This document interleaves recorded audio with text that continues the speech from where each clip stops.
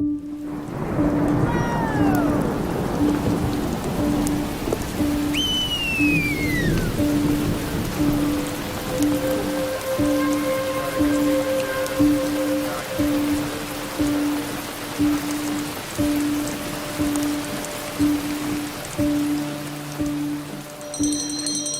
Renan.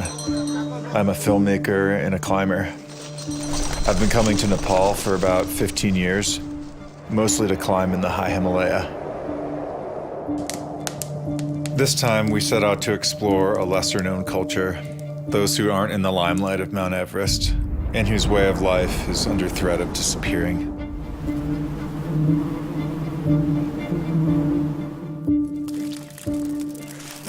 Madeline and I counted today 14 beehives, most of which are like 6 feet in diameter.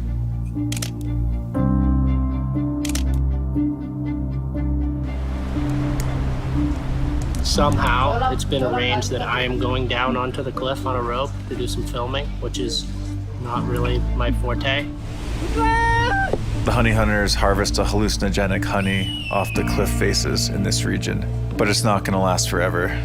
And we heard that this might be the last honey harvest ever to happen. This story is solid gold.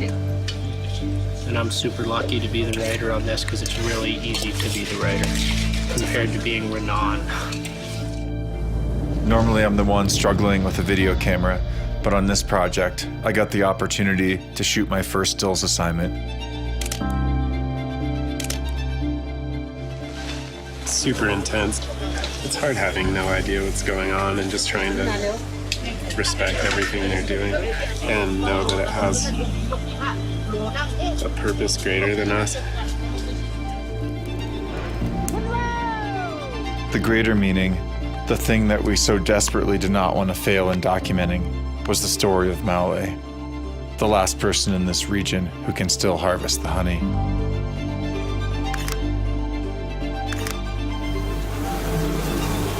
The problem was how we were going to get the shots we need without disrespecting the local culture, hurting ourselves, or even worse, harming Maule. We usually don't just spin a globe and point our finger when finding new places to explore. Most often it comes from some kind of a personal connection, like our friend Ben Ayers had for this village. Cool, you man. Cool. More.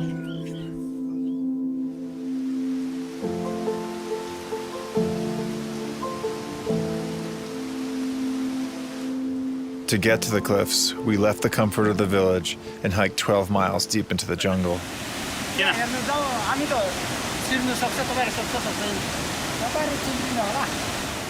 They showed us what was going to hold our body weight and we could pull on in this steep jungle terrain.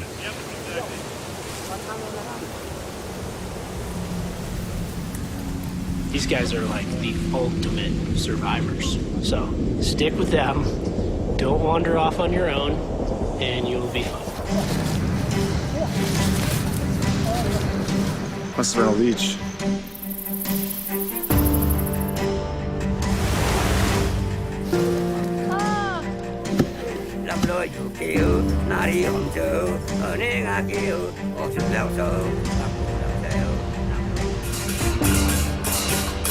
Around grape-sized hail balls.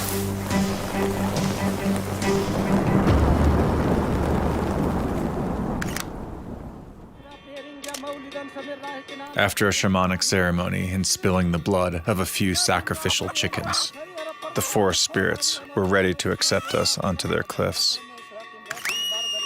Or so we hoped. It's going to be like one of the most interesting days of all of our lives today.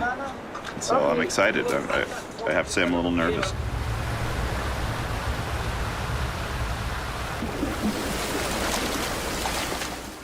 What kind of a knot is that?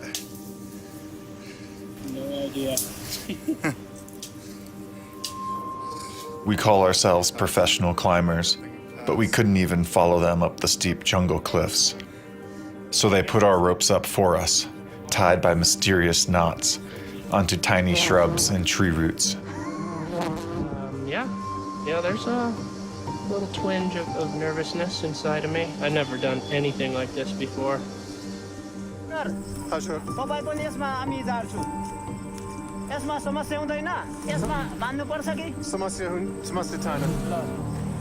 Okay, we're clear. Drop it quick. They're looking at us, thinking our gear is crazy. I'm going down into space. And we're looking at them, thinking the same thing, with their hand-woven bamboo ropes. Just be careful, man. Don't, like, knock them off. When we finally went down onto the cliff, it was so overhanging that we were just spinning in space, unable to stabilize. It was impossible to get a shot. We were only facing the action for 10 seconds out of each 1-minute rotation. Eventually, we figured out that hanging 2 people in space was the way to go, using 1 person as ballast to kick off of. This is the most out of control yet. I'm getting stuck through the sea. I just got stung in the cheek, right through the hood. We found out that these Himalayan honeybees, the largest in the world, could sting through our American bee suits.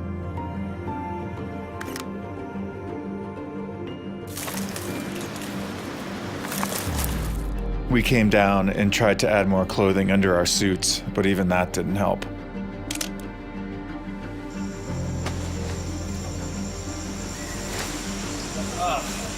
I tore something on my groin.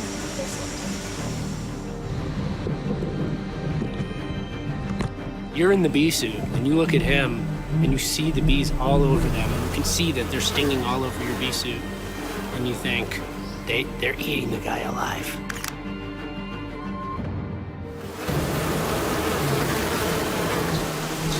You gotta be kidding me.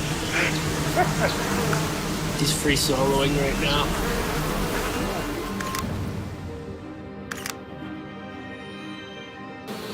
Despite all the challenges we faced, we still had all of our ultra-modern equipment.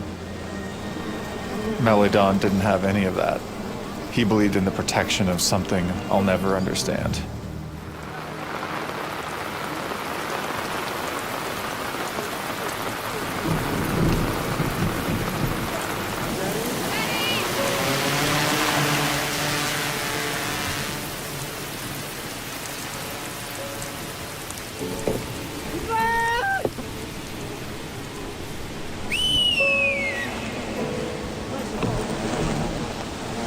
Anytime when you felt a little overwhelmed, you just looked at Malay without the bee suit on the bamboo ladder with no harness.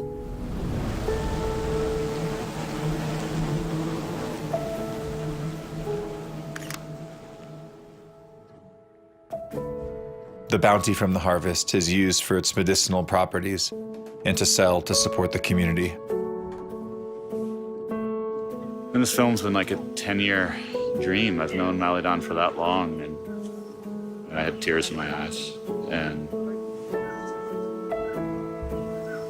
I just feel so lucky to be able to do this.